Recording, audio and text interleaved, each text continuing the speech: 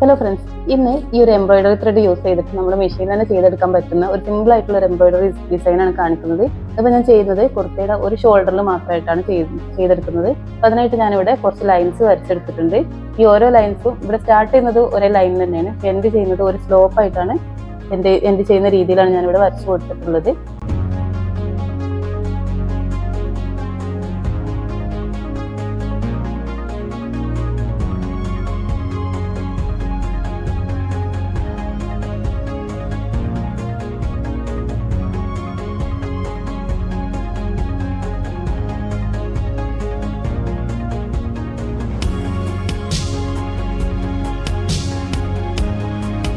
അപ്പോൾ ഇതാണ് നമ്മുടെ ഡിസൈൻ വന്നിട്ടുള്ളത്. ഇനി ഇതിൻ്റെ താഴ്വശത്തായിട്ട് ചെറിയ ഫ്ലവർ വർക്കോ അല്ലെങ്കിൽ ചെറിയ നോട്ടോ എന്തെങ്കിലും ഇട്ട് കൊടുക്കാം. ഞാനിവിടെ ചെറിയൊരു ഡിസൈനാണ് കൊടുക്കുന്നത്.